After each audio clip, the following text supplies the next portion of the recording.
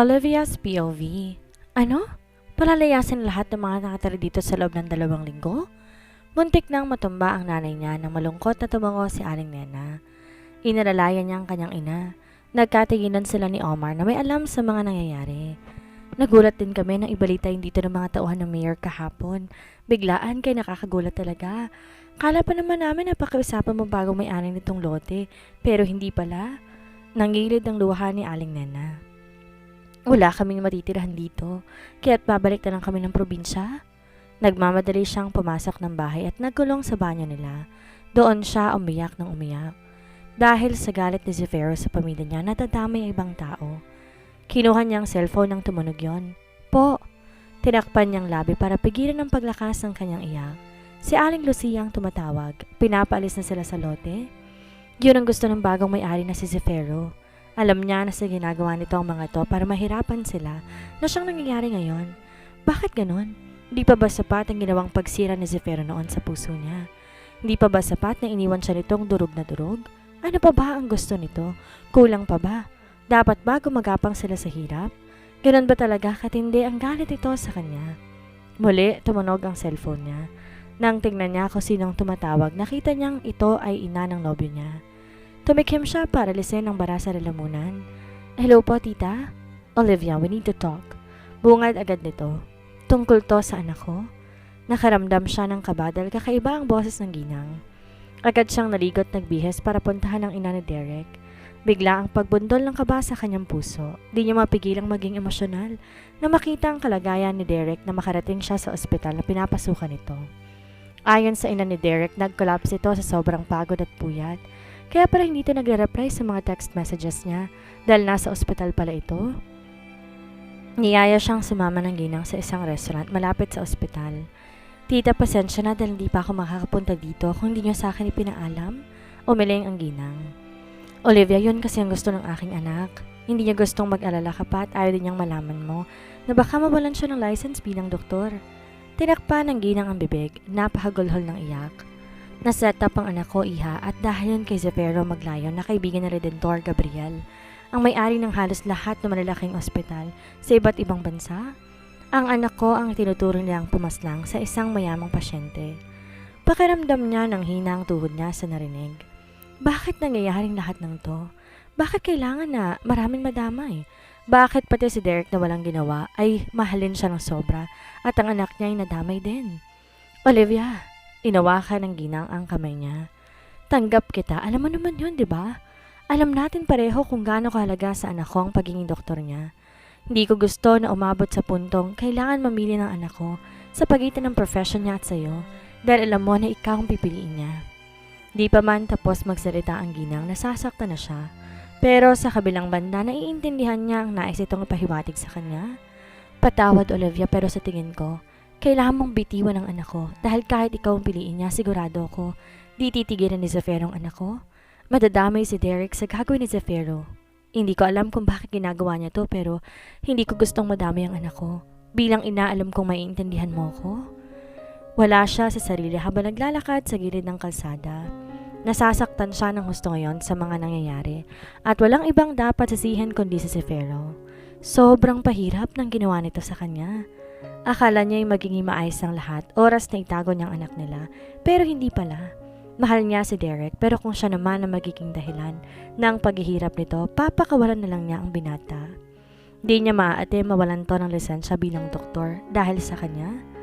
Nakilala niya si Derek na isa ng doktor at alam niya kung gaano nito kamahal ang trabaho nito. Marami pa tong matutulungan na tao kaya't hindi dapat siyang maging hadlang sa mga dapat itong magawa. Sigurado siyang masasaktan si Derek sa gagawin niya. Marami pa naman silang pangarap para sa pamilyang bubuoin nila. Nangako siya na hindi niya to iiwan pero wala siyang choice ngayon. Love. Uminto siya sa pagkakbang, lumingon sa binata. Lalo siyang naiyak nang yakapin siya nito na mahigpit. Love, hindi mo ako iiwan, right? Dinig ang boses ni Derek, bakas ang takot noon na alam niya ang dahilan. Sorry, Derek. Yun ang tayong nasabi niya. Lumayo ang binata, hinawakan ang mukha niya. You promised me, love. Ang sabi mo hindi mo ako iiwan. Please, Olivia, don't leave me. Bakas pa rin ang pamumutla, pagod at puyat dito. Mukhang agad siyang hinabol ito na magising ito. Kung pwede lang, Derek. Pwede tayong umalis ng bansa. We can start there with Zoran. Hindi titigil si Zefiro, Derek. Nagangat siya ng tingin. Idadama niya lahat ng taong mahalaga sa akin? Please, love. Sino kayo? Nanlalaki ang mata niya na makitang ilang armadong kalalakihan. Nilapitan si Derek para liw sa kanya. Love! Isang turok sa braso na kapag patahimik sa binata. Derek! Alalang-alala lumapit siya rito pero agad ding hinila ng isang lalaking kilalang kilala niya. Hindi siya po pwedeng magkamali. Isa to sa kaibigan ni Zefiro. Di man niya tanda ang pangalan nito. Tiyak siyang isa to sa mga nakita niyang kaibigan ng ex niya. Isang maling galaw at papaslangin kong lalaking to. Natigilan ang katawan niya at di nagawang gumalaw. Alam niyang walang halong pagbibiro ang banta nito. Damn Gray! Sinabi ko na sa'yo huwag kang magsasalita ng pagpaslang sa harapan niya eh. Asik na isang boses na nasa kanyang likuran na alam niyang si Zefiro. You also touched her. So you wanted to touch that man? Tukoy ni Gray kay Derek. Di na siya nag-aksay ng oras at hinila ang kamay kay Gray para lapitan si Derek. Pero mabilis ang lalaki dahil nakangising tinulak siya nito kay Zefiro. Walang hiya ka, bitawan mo nga ako. Pinagsusuntok niya ang likuran ni Zefiro. Bigla na lang bumaliktad ang paningin niya nang buhatin siya nito na parang sako ng bigas. Pero ang bugok na to hindi man lang nasaktan sa ginawa niya. Nagawa pa nitong hampasin ang pangupo niya. Derek! Malakas na tawag niya sa nobyo nang makitang pinagtulungan tong buhatin ng dalawang tauhan ni Gray. Derek! Aray! Reklamo niya na maramdaman ang pagpalo ni Zefiro na mas malakas sa kanya. Stop calling his name kung ayaw mong sabihin ko kay Gray ang paslangin ng lalaking yon. Ngayon, umiigting ang pangangsabi ni Zefiro. One more shout, babe, and you will see what happens next. She bit her lips to suppress herself not to shout dahil tulad ni Gray alam niya di nagbibiro si Zefiro. Pwisit kang peste ka? Bakit kasi bumalik ka pa sa buhay ko? Gustong gusto niyang isagaw yon sa mukha nito but he kept herself quiet. Pagkalapag pa lang ni Zefiro sa kanya sa loob ng sasakyan, pinagsasampal niya ito. Habang paulit-ulit pa itong minumura. Peste ka talaga. I hate you. I hate you so much. Umiiyak siya sa sobrang galit na nararamdaman para dito. Bakit kasi bumalik ka pa sa buhay ko? Bakit di ka na lang maglaho? Huminto siya sa pagsuntok kay Zefiro nang maramdaman ang pag-andar ng sasakyan. Pakinto ang sasakyan, Manong. Malakas na sabi niya pero di nakinig ang driver. He's not going to listen to you, babe. Nanilisik ang mga mata, tumingin siya kay Zefiro. Babe? Nung una mine, tapos ngayon tatawagin mo akong babe? Kapal na mukha. As far as I remember, hiwalay na tayo so stop calling me babe. Nakakasuka. Nahigit niya ang hininga na itulak siya ni Zefiro pahiga, sabay ng pagbuka nito sa dalawa niyang hita. Ano bang ginagawa mo? Gusto niyang ilayo ang katawan pero paano? Nakadaga ng mabigat nitong katawan sa ibabaw niya. Nakakasuka? Madilim ang mukha at tila di nito nagustuhan ang narinig mula sa kanya. Well, from now on, yun ang itatawag mo sa akin. Babe? Babe, may mukha mo. Si Derek ang mahal ko. Tila kakapusin siya ng hininga nang maramdaman ang paghawak ng kamay nito sa leeg niya. Balak ba siyang paslangin ito? Nilapit ito ang labi sa tenga niya at pinasadahan ng hagkan iyon. Nanlalaki ang mata niya, ramdam niya. Ang init na hininga nito at nakakapaso yon. Binitawan itong leeg niya at bahagyang ginalaw ang pang-ibabang bahagi ng katawan na nakadikit sa kanya. Don't make me jealous, babe. Siguradong magugulat ka sa kaya kong gawin oras na gawin mo yon. Wala siya nagawa kundi ang humikbi. Pakiramdam niya, nagtaksil siya kay Derek. Dahil ramdam niya isang bagay na tinutusok nito sa bandang puso niya. Kasama ba ito sa pagiganti ni Zefiro? Para sa kanya, pambababoy na to. Dahil matagal na silang hiwalay at may iba na siyang karelasyon. I cannot wait for us to get married, babe. Lalo pang dumiim ang mukha ni Zefiro. You will regret loving some other man while I'm suffering because of you and your family. Sabi na nga ba kasama to sa paghihiganti nito sa kanya, sa pamilya niya. Pinahid niyang luha at puno ng puot ang mata, tumingin dito. Hindi ako magpapakasal sa'yo. Mas gugustuhin ko pang gumapang sa hirap kesa makasal sa isang demonyong katulad mo. Sana hindi na lang kita nakilala. Pinagsisisihan ko rin na minahal kita. Bakas ang pagkabigla sa mukha ni Zefiro nang marinig ang katagang binitiwan niya. Hindi kita mapapatawad, Zefiro. Tandaan mo yan. Sa kabilang banda, dumilat si Olivia. Unang bumungad sa kanya ang kulay pulang kisame. Nalaki ang mata niya na malalang nangyari kagabi. Pagkatanda niya, nasa loob siya na sasakyan ni Zefiro. Nakatulog siya. Kailangan niya makauwi dahil tiyak nag-aalala na sa kanya ang nanay at mga kapatid niya. Bumangon siya pero agad natigilan nang maramdaman ang brasong nakayakap sa bewang niya. Ang walang hiya, masarap ng tulog habang nakayakap sa kanya. Ang kapal ng mukha. Dahan-dahan niyang inilis ang pagkakayakap ni Zefiro sa kanya. Halos di na nga siya huminga para sa kahit isang malit na ingay hindi siya makalika. Mahina siyang napabuga ng hangin nang makaalis sa tabi nito.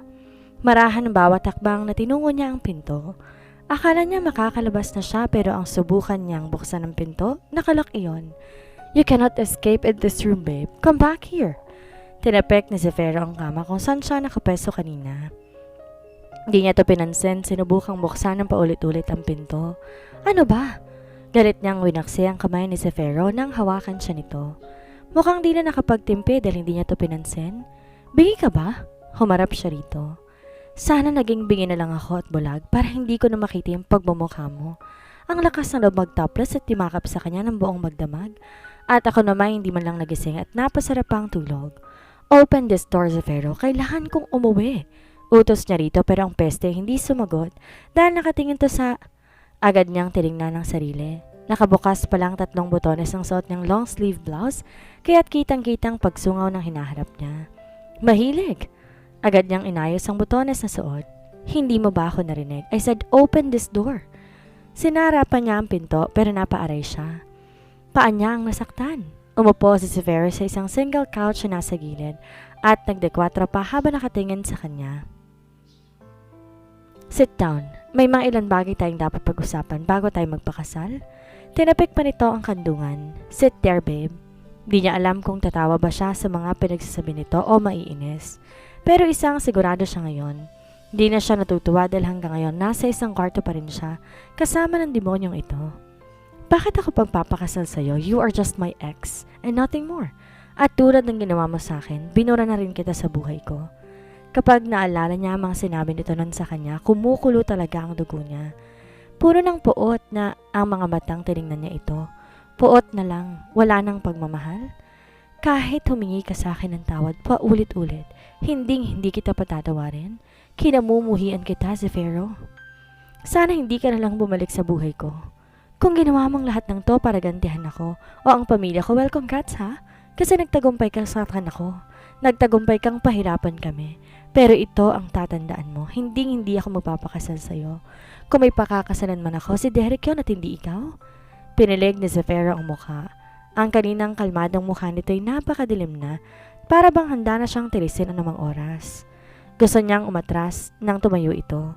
Kita ang pag-alawan ng panga nito na tila ba galit na galit sa huli niyang sinabi. "It's good that I'm back before you two get married." Nalagay ni Zefiro ang 2 kamay sa magkabilang gilid ng kanyang balikat. "Like I said before, hindi ka ikakasal sa iba. Remember when I told you that you're going to be my wife?" Ngumisi ang binata. "Well, ngayon ang oras na yun, babe. Dati yon, Zefiro." Naalala niya ang paghihirap niya. "Dati yon ang panahong mahal pa kita, pero ngayon iba ng sitwasyon. Dahil wala na ako nararamdaman ngayon sa'yo, kundi galit." Ilang beses siyang muntik makunan. Ilang beses muntik mawala ang anak niya dahil sa sobrang lungkot at sakit na dinulot ito sa kanya. "I'm sorry," Zefiro whispered with sincerity in his voice. "I'm really sorry, Olivia." "You have to say sorry, Zefiro, kasi kahit ano pang gawin mo, wala nang magbabago." Tumingin siya rito na may galit at sakit sa mga mata. "Si Derek, mahal ko siya. Siya ang bala kong pakasalan at hindi na ikaw."